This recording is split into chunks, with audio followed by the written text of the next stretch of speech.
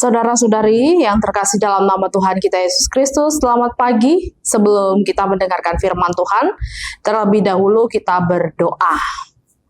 Kasih karunia Tuhan kita Yesus Kristus dan kasih setia Allah Bapa dan persekutuan Roh Kudus menyertai hati dan pikiranmu sekalian.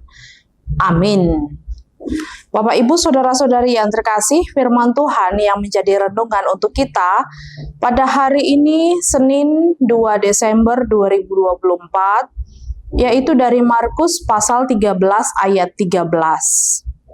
Kamu akan dibenci semua orang oleh karena namaku, tetapi orang yang bertahan sampai pada kesudahannya, ia akan selamat. Hosomani halak saluhutna dohamu alani guarhu, alai manahan rodi ujungna ido paluona. Demikianlah firman Tuhan. Saudara-saudari yang terkasih, saya teringat saat berangkat untuk studi ke Pematang Siantar dengan menggunakan kapal laut dari Pelabuhan Tanjung Priuk menuju Pelabuhan Belawan Medan. SOP-nya 1 jam sebelum berangkat atau 1 jam sebelum sampai ke pelabuhan tempat tujuan akan ada bunyi trompet yang sangat panjang untuk memberitahukan akan berangkat atau akan sampai ke pelabuhan yang dituju. Oleh karena itu masing-masing penumpang akan bersiap-siap jika berangkat bergegas untuk masuk ke kapal atau semakin lebih kuat lagi melambaikan tangan dan menyerukan pesan kepada keluarga yang sedang menunggu untuk berangkat. Jika akan sampai ke tujuan, bergegas untuk merapikan segala barang-barang karena akan sampai. Seperti itulah dalam nats ini layaknya SOP dalam kapal tersebut. Tuhan Yesus memberikan peringatan kepada murid-muridnya untuk selalu berhati-hati, waspada dan bersiap-siaplah berjaga-jaga dalam segala situasi dan kondisi apapun, agar mereka tetap bertahan percaya kepada Kristus Yesus. Akan ada banyak kebencian, penolakan yang terjadi ketika mereka hidup dalam Kristus dan kebenarannya. Dan bahkan akan ada pengkhianatan juga terjadi dalam komunitas terdekat atau bahkan keluarga sendiri. Dan hal itu adalah pukulan yang paling berat. Tetapi mereka harus bersiap-siap menerima segala sesuatunya itu untuk bertahan seturut dengan Kristus Yesus. Pergumulan demi pergumulan, tekanan demi tekanan akan selalu datang, bahkan mempengaruhi pekerjaan, aktivitas dan kelangsungan hidup mereka. Dan kapankah itu akan berakhir? Kehidupan kita di dunia ini bukanlah layaknya seperti lari jarak pendek, tetapi layaknya seperti lari maraton panjang, dan akhirnya kita tidak tahu kapan itu akan terjadi. Oleh karena itu, kita harus tetap bertahan sampai hingga pada akhirnya, seturut dengan firman Tuhan. Itulah yang mau dipesankan kepada murid-murid pada masa itu. Karena segala peringatan Tuhan ini bertujuan adalah agar mereka tetap bertahan sampai pada masa kedatangannya. Berat pergumulan dihadapi, ya pasti. Bapak, Ibu, Saudara-saudari yang terkasih, kita pun mungkin demikian. Ada banyak hal pergumulan yang kita hadapi, sungguh berat dan amat berat. Bahkan sudah kepada posisi atau situasi kondisi hati pikiran kita di ambang kejenuhan yang paling tinggi memuncak.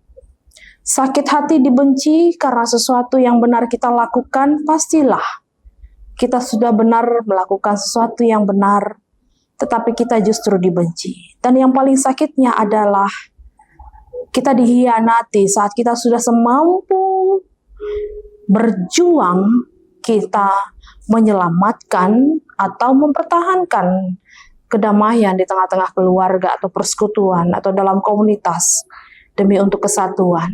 Tetapi ada pengkhianatan. Pastilah sangat menyakitkan. Tetapi saat ini Tuhan mengingatkan kita untuk tetaplah setia. Tetaplah percaya bahwa Tuhan akan datang. Dan percaya bahwa sesungguhnya untuk boleh sampai ke garis finish itu, Dia tidak membiarkan kita sendiri. Dia selalu ada untuk menguatkan kita agar segala penderitaan kita terasa ringan untuk dijalani. Dan firman ini mau mengajak kita untuk selalu dengan sukacita menanti kedatangan Tuhan yang kita tidak tahu sampai berapa panjangkah. Oleh karena itu jangan pasif agar tidak mendapatkan kejenuhan atau kebosanan menunggu-nunggu kedatangan Tuhan itu. Tetapi harus berbuat, harus tetap aktif berkarya di dalam Kristus Yesus. Tetap berkarya dalam segala pekerjaan dan aktivitas kita, mengejar tujuan, mengejar cita-cita, dan mengejar masa depan. Dan segala sesuatunya dijalankan untuk kemuliaan nama Tuhan. Saat kita selalu sukacita menyambut kehadiran Allah dalam hidup ini, maka kita pun juga akan mempergunakan waktu yang ada untuk bisa memperbaiki diri kita, mengintrospeksi kelakuan kita, pikiran kita, dan semakin mendewasakan iman kita dan pengetahuan kita akan firman Tuhan. Karena sesungguhnya Tuhan pun pernah mengatakan dalam firman yang dituliskan dalam 2 Petrus 3 ayat 9, bahwa Ia menghendaki supaya jangan ada yang binasa, melainkan supaya semua orang berbalik dan bertobat. Dia ingin kita kembali bersama-sama dengan Dia sampai di masa kekekalan. Mahkota kehidupan kekal akan dipakaikan. Oleh karena itu bertahanlah sampai akhir. Walau dibenci, walau dihianati, tetaplah setia kepada Kristus Yesus.